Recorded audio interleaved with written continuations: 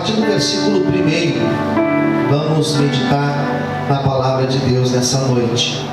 2 Samuel, capítulo 9, versículo 1. Diz assim a palavra de Deus. Vamos ler todo o capítulo. Diz assim a palavra de Deus: E disse Davi: ainda alguém que ficasse da casa de Saul, para que lhe faça bem por amor de Jonatas. E havia um servo da casa de Saul, cujo nome era Ziba. Chamaram para que viesse a Davi, e disseram-lhe o rei: és tu? E disse-lhe o rei: és tu, Ziba? E ele disse: servo teu. E disse o rei: não há ainda algum da casa de Saul, para que use com ele de beneficência de Deus? Então disse Ziba ao rei: ainda há um filho de Jonatas, aleijado de ambos os pés. E disse-lhe o rei: onde está? E disse Ziba ao rei: eis que está na casa de Maqui, filho de Amiel, em Lodebar. Então mandou o rei Davi, e o tomou da casa de Maqui, filho de Amiel, de Lodebar. E vindo Mefibosete, filho de Jonatã, filho de Saul, a Davi, prostrou-se com o rosto por terra, e se inclinou, e disse Davi: Mefibosete. E ele disse: eis aqui teu servo. E disse-lhe Davi: não temas, porque de certo usarei contigo de beneficência por amor de Jonatas, teu pai, e te restituirei todas as terras de Saul, teu pai, e tu de contínuo comerás pão à minha mesa. Então se inclinou e disse: quem é teu servo, para tu teres olhado para um cão morto tal como eu? Então chamou Davi a Ziba, moço de Saul, e disse-lhe: tudo que pertencia a Saul e de toda a sua casa tenho dado ao filho de teu senhor. Trabalhar-se-á, pois, a terra, tu e teus filhos e teus servos, e recolherás os frutos, para que o filho de teu senhor tenha pão que coma. E Mefibosete, filho de teu senhor, de contínuo comerá pão à minha mesa. E tinha Ziba 15 filhos, 20 servos. E disse Ziba ao rei: conforme tudo quanto meu senhor, o rei, manda a seu servo, assim fará teu servo.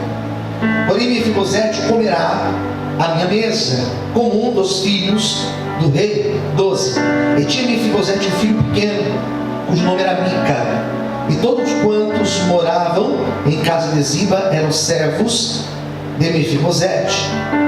Morava, pois, Mefibosete em Jerusalém, porquanto de contínuo comia à mesa do rei, e era coxo de ambos os pés. Feche os olhos, vamos orar nesse momento. Senhor, fale conosco nessa noite. Revela, Senhor, a Tua palavra. Venha ministrar aos nossos corações o Teu querer, a Tua vontade. Nós precisamos, Senhor, sermos ministrados pelo Teu Espírito Santo. Que nada nos impeça, que nada nos roube de sermos ministrados por Ti. Fale conosco, Senhor, em nome de Jesus. Amém e graças a Deus. Vamos aplaudir o Senhor bem forte. Glória a Deus.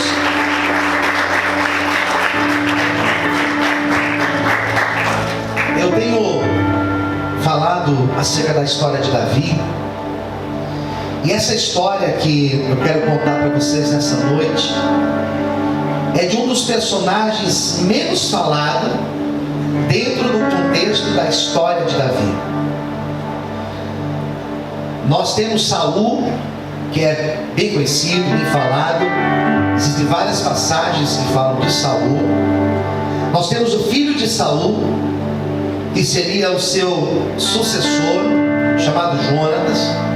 Que também nós temos algumas passagens que falam acerca de Jonatas, acerca da vida de Jonatas, quem foi Jonatas. E depois nós temos o filho de Jonatas, que é menos falado, que é Mefibosete. E a história de Mefibosete, ela é curta, mas ela é bem interessante. Nós sabemos que Saul era rei de Israel. Na verdade, Saul foi o primeiro rei de Israel. Israel não tinha rei, eles não eram governados pela monarquia que existia em Israel. Era um governo de juízes, governos menores, 12 tribos, cada tribo tinha um líder, e esse líder julgava, esse líder resolvia os problemas, esse líder resolvia as questões menores.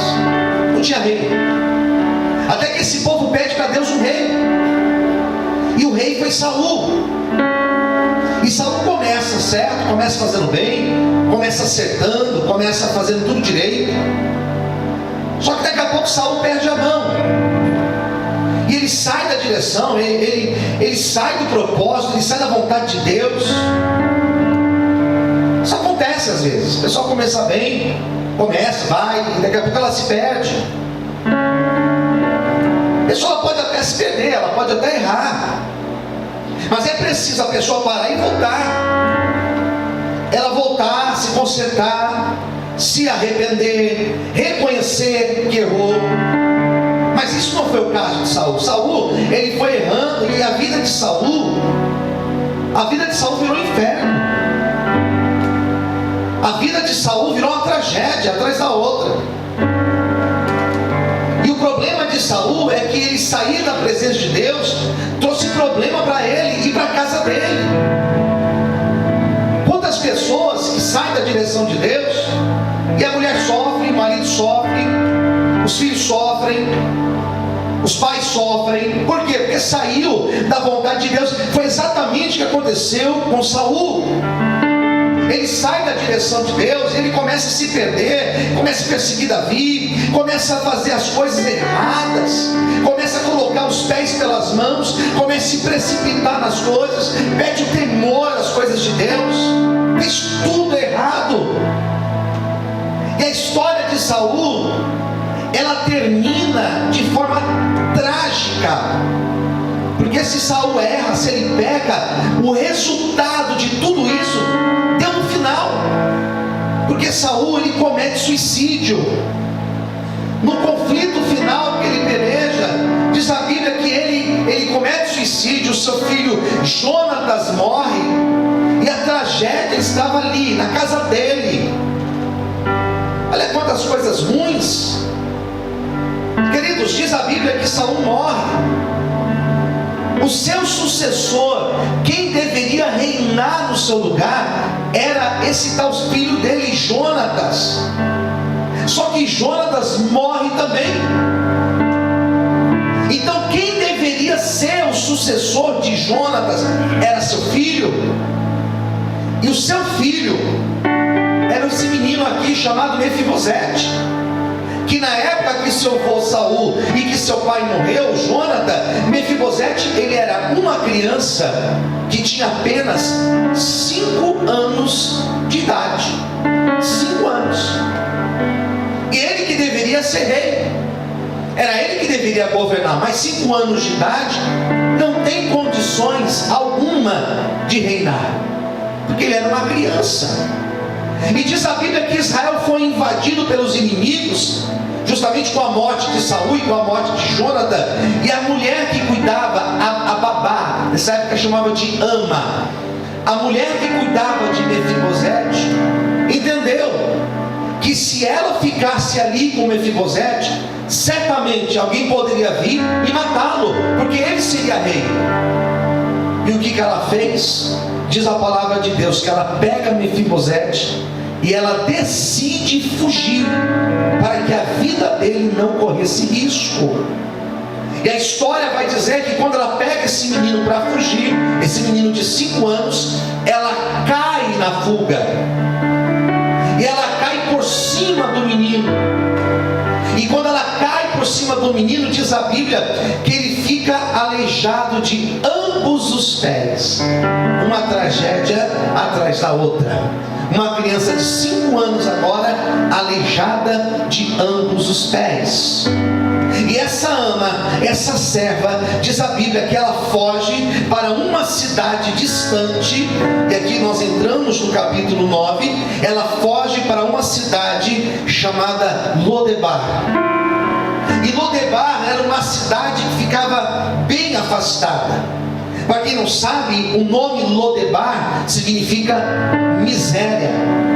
O nome Lodebar significa, outro sinônimo da palavra Lodebar é a palavra sem pasto. Um outro sinônimo para a palavra Lodebar é a palavra sequidão. Ela procura um lugar afastado, ela procura um lugar bem distante, porque lá ela poderia criar aquela criança e aquela criança não morreria. Mefibosete então cresce em Lodebar. Os anos foram passando, e o próprio nome Mefibosete era um nome pesado, significa vergonha destruidora. Ele carregava esse nome, essa marca com ele. E conforme os anos foram passando, aquele menino que era para ser rei, aquele menino que era para ser um dia rei, agora estava vivendo de favor. Agora estava morando na casa de um homem chamado Maquir, morando de favor. Não tinha nada de luxo, lugar seco, lugar afastado, com certeza passava necessidades. Mas o capítulo 9 de 2 Samuel vai dizer que Davi se lembrou da família de Jonatã. Vai dizer que Davi desejou fazer o bem para a família de Jonatã, desejou fazer o bem para Mefibosete.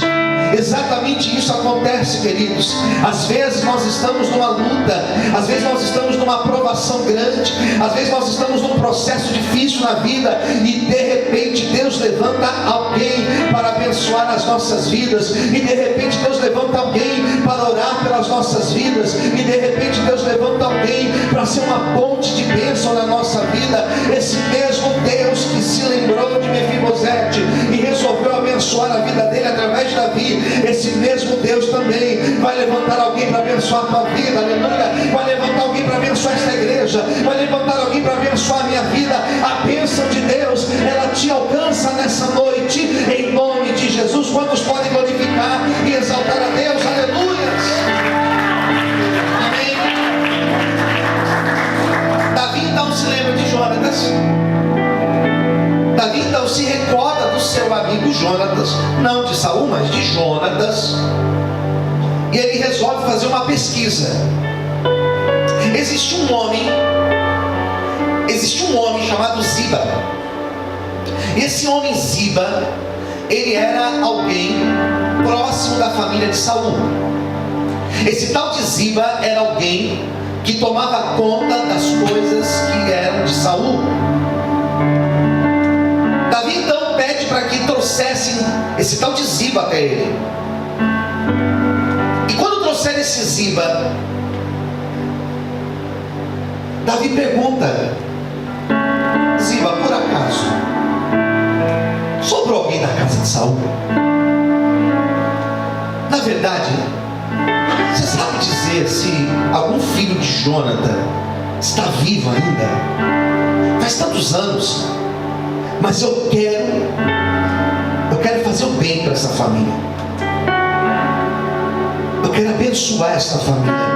Queridos, quando você abençoa, você também é abençoado por Deus. Sabe o que significa a roda da bênção? Você abençoa e você é abençoado. Você quer ter um ano abençoado? Abençoe vidas. Você quer ter um ano abençoado? Ore por vidas. Você quer ter um ano próspero? Seja a bênção de Deus. Não seja egoísta. Seja a bênção de Deus na vida de alguém, e a mesma bênção voltará também para a tua vida. Davi falou: eu quero abençoar essa família. Você sabe se tem alguém? E Ziba disse: Davi, tem sim, tem. Eu tenho notícia sim. Tem um filho de Jonatã, que quando Jonatã morreu, ele tinha 5 anos de idade. Ele era bem criança. Esse menino hoje, ele já deve ter mais de 20 anos, já deve ter quase 30 anos. E eu sei onde ele mora. Ele mora na casa de um homem chamado Maqui. Ele mora numa cidade bem distante daqui, chamada Lodebar. Davi falou: Lodebar, coitado, deve estar morando mal então, porque Lodebar não era um lugar bom.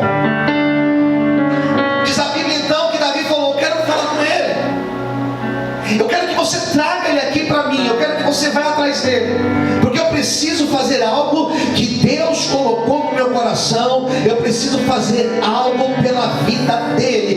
Queridos, tem momentos na nossa vida que parece que tudo está parado. Existem momentos na nossa vida que parece que nada de extraordinário está acontecendo, e de repente Deus levanta alguém para ser bênção na nossa vida. Foi assim com Mefibosete, e assim será também. Levanta sua mão, assim será na tua vida. Deus vai mover os céus, e a bênção dele, ela também chegará sobre a tua casa, sobre a tua vida, em nome de Jesus. Você pode aplaudir e exaltar o Senhor por isso. Aleluia. Amém, queridos? Busque ele, eu quero encontrá-lo. E foram até Lodebar, e foram até a casa de Maqui. Chegaram na casa de Maqui, pegaram esse tal de Mefibosete, aleijado, e disseram: Davi quer falar com você, o rei Davi quer te ver. E Mefibosete não ficou feliz, queridos. Ele sentiu medo, porque ele dizia: o meu avô foi uma praga na vida de Davi. Será que ele não vai querer me matar para vingar, para se vingar do meu avô que já morreu? Será que ele não pode querer me destruir? Ele fica com medo, ele fica apavorado. E diz a Bíblia que quando trouxeram até Davi, ele que era aleijado, ele que já vivia numa condição terrível, diz a Bíblia que ele coloca a sua cara no pó. Ele diz: Davi, tenha misericórdia da minha vida, eu sou como um cachorro, eu sou como um cão. Ele se coloca no pior degrau que um judeu poderia se colocar. Ele diz: eu sou como um cachorro, eu como migalhas, eu sou um coitado. E Davi falou: não, mas eu não quero fazer mal com você, eu quero abençoar a tua vida. Faça para mim, queridos. Quero abençoar a tua vida, quero trazer uma bênção para a tua vida. Diz a Bíblia que Davi então olha para Mefibosete, e diz a Bíblia que Davi profetiza a bênção sobre Mefibosete. Diz a Bíblia que Davi restaura a vida de Mefibosete. Diz a Bíblia que Davi restitui a vida de Mefibosete. Diz a Bíblia que ao invés de fazer mal, Davi fez bem sobre a vida de Mefibosete. A bênção de Deus, ela também te alcança nessa noite.